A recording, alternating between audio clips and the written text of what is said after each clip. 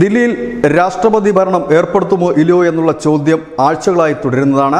രാഷ്ട്രപതി ഭരണം ഏർപ്പെടുത്തണമെന്ന് ആവശ്യപ്പെട്ടുകൊണ്ട് ദില്ലി BJP ഘടകം സമരത്തിലുമാണ്.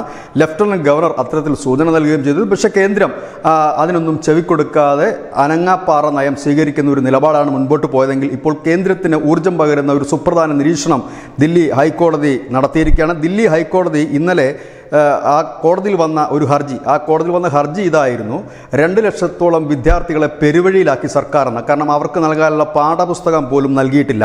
ഇതിനെതിരെയായിരുന്നു ഒരു ഹർജി അവിടെ വന്നിരുന്നത്. ഡൽഹി ഹൈക്കോടതി രൂക്ഷമായ വിമർശനമാണ് അരവിന്ദ് കെജ്രിവാളിനെതിരെ നടത്തിയിരിക്കുന്നത്. അതായത് ദില്ലിയിൽ ഭരണം സ്തംഭിച്ചിരിക്കുകയാണ്. ഭരണപരമായ തടസ്സങ്ങൾ മൂലം 2 ലക്ഷം വിദ്യാർത്ഥികളുടെ അവകാശങ്ങൾ പോലും നിഷേധിക്കപ്പെട്ടു എന്ന് ഹൈക്കോടതി ചൂണ്ടിക്കാണിച്ചു.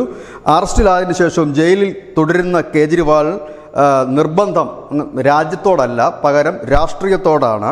രാഷ്ട്രീയപരമായിട്ടാണ് അദ്ദേഹം ജയിലിൽ തുടർന്നുകൊണ്ട് ഈ മുഖ്യമന്ത്രി പദം രാജിവെക്കാതെ മുൻപോട്ട് പോകുന്നത്. സുപ്രധാന പദവി വഹിക്കുന്ന ഒരു വ്യക്തിയും ആശയവിനിമയം നടത്താതെ തൽസ്ഥാനത്ത് നിന്ന് മാറി നിൽക്കാൻ കഴിയില്ല എന്നിരിക്കെ മുഖ്യമന്ത്രി പദവി എന്നുള്ളത് 24 മണിക്കൂറും പ്രവർത്തന സജ്ജമായ ഒന്നാണ്. അതിൽ നിന്ന് മാറി നിൽക്കുക എന്ന് പറഞ്ഞാൽ ഭരണസ്തംഭനം എന്ന് തന്നെയാണ് അത് വ്യക്തമാക്കുന്നത് എന്ന് തന്നെ കോടതി സൂചിപ്പിച്ചിരിക്കുന്നു. ഒപ്പം തന്നെ പാഠപുസ്തക വിതരണം പോലും മുടങ്ങി. ഇത് സർക്കാരിൻ്റെ നിശ്ചലാവസ്ഥയെ അടിവരയിട്ട് ഉറപ്പിക്കുന്നു എന്ന് ചീഫ് ജസ്റ്റിസ് മൻമോഹനും മൻപ്രീത് പീതവും അടങ്ങിയ ബെഞ്ച് വിലയിരുത്തി. ഇതോടുകൂടി കോടതിയിൽ നിന്നൊരു പച്ചക്കൊടി ലഭിച്ചിരിക്കുന്നു.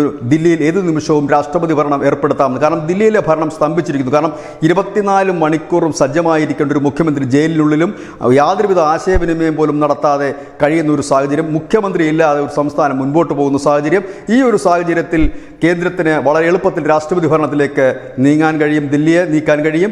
ഈ ഒരു സാഹചര്യമാണ് ഏവരും ഉറ്റുനോക്കുന്നത്. അത് എപ്പോൾ സംഭവിക്കുമെന്നത് മാത്രമാണ് ഇനി അറിയാനുള്ളത്. News desk, news India Malayalam.